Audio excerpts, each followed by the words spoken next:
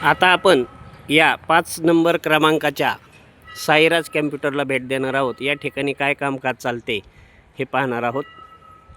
हा बोर्ड लावलेला आहे आणि त्यांच्याकडे काय सुविधा मिळतात हे पाहूया। या ठिकाणी मात्र गर्दी नाही आहे असे जाणवत आहे। नमस्कार हो। नमस्कार। आपल्याकडे काय काय कामं करून मिळतात, माहिती हवी होती थोडी।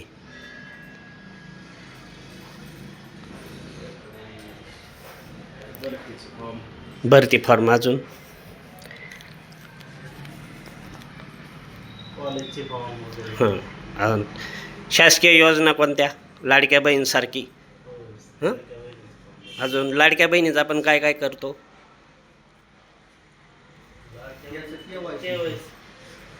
फॉर्म भरून देणं हे काय सध्या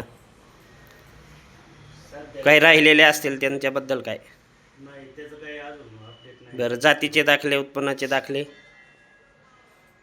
ते आपण नाही काढत। नाही कळत का? फक्त आपल्याकडे फॉर्म भरले जातात आणि KYC।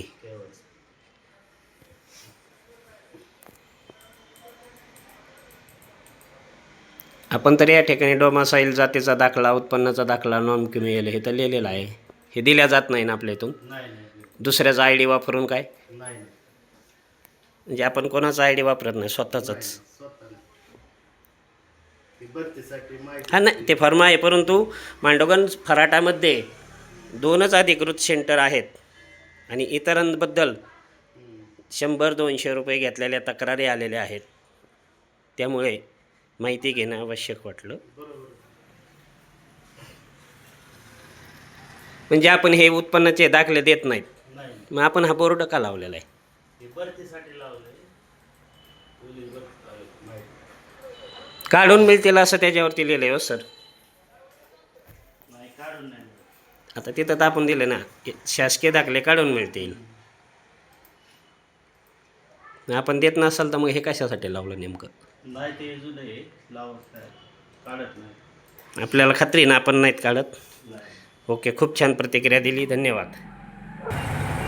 आज आपण 6 नंबर हे नागेश्वर कॅम्प्युटर महाई सेवा केंद्र आहे, या ठिकाणी भेट देऊन माहिती घेणार आहोत।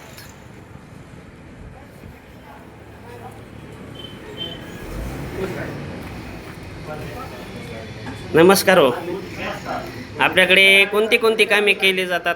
आपल्याकडे सगळे दाखले काम ऑनलाईन। गावामध्ये एकूण किती सेंटर आहेत तरी? 2, परंतु चालू किती आहेत सध्या अंदाजे?